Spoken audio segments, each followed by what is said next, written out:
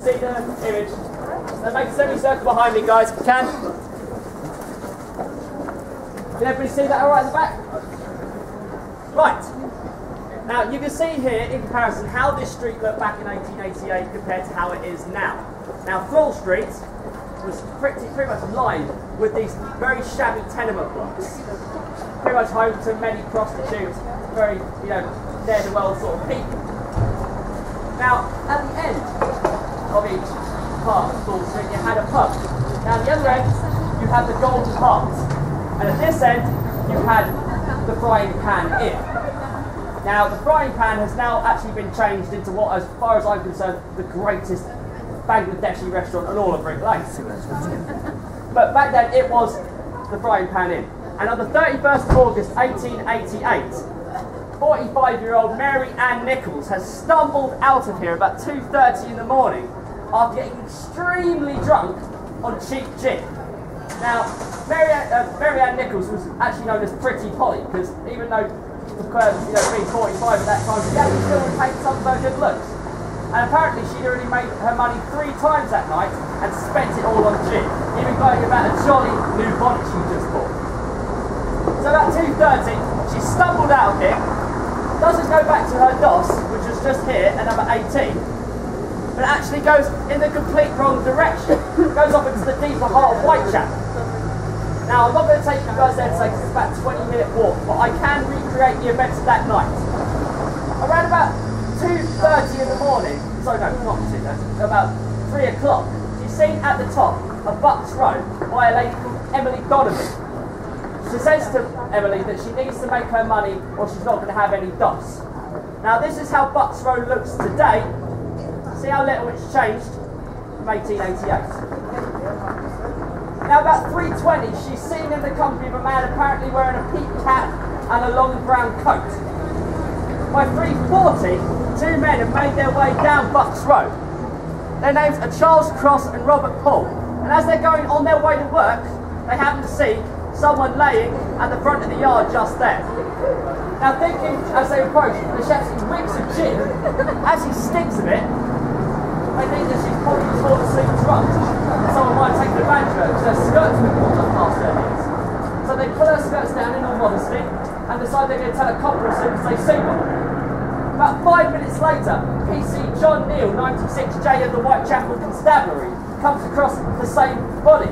And he's not as, polite about it as these 2 men were. And decides to kick her. Come on, sweetheart, I can't sleep there. Come on, it's not a sleeping place there.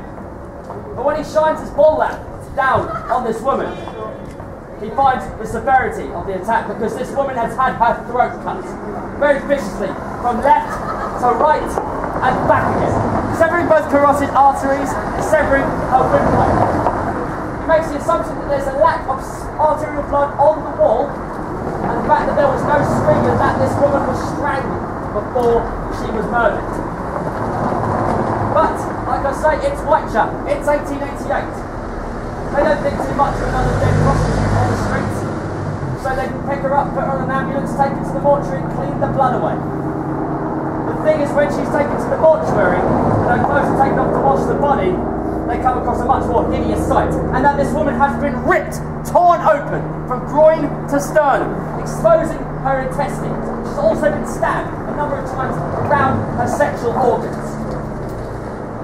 Now, the people at the Whitechapel are prone to seeing violent attacks, never this violent. And word starts going about that apparently the perpetrator of this is a man who's been threatening ladies around the area, someone known as Leather Apron.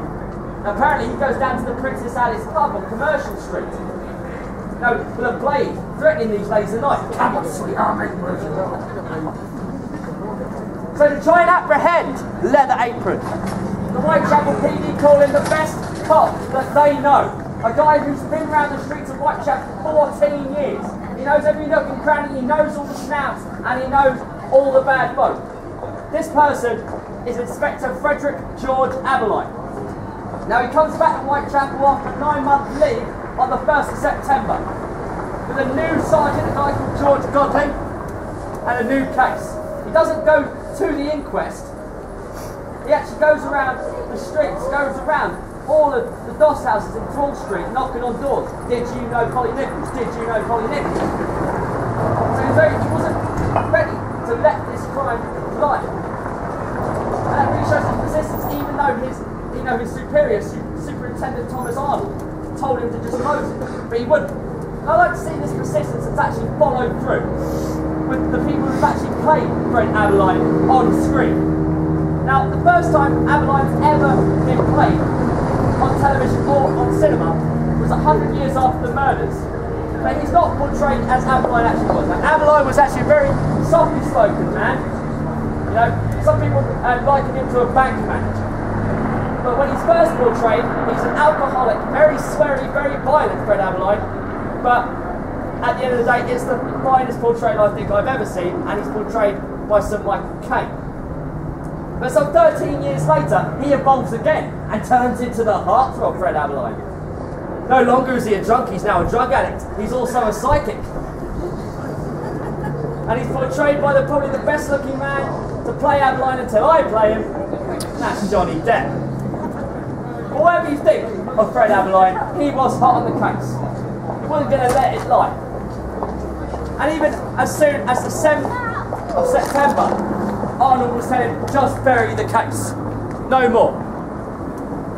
This case is to take another brutal turn. Because on the 8th of September, our killer strikes once again. And this time, it's much more bloody and violent than before. Now I'm going to take you guys down Brick Lane now, which is very famous for its Asian restaurants. Always get a few, don't you? Like I say, Brick Lane, you always get you've got a fair few Asian restaurants. All want you to go inside. If you want to go and get Ruby Murray after the tour, be my guest. If you guys want to go to the Shiraz, I do have to get you guys discount there. So that's one to bear in mind. But until then, let's go.